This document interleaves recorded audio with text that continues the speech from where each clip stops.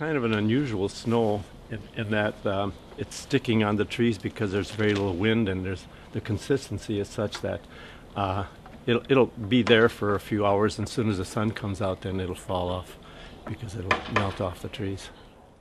We've watched the stadium being built and changed, and on the first year of our wedding anniversary was when they had the first game in the new stadium here, the city stadium.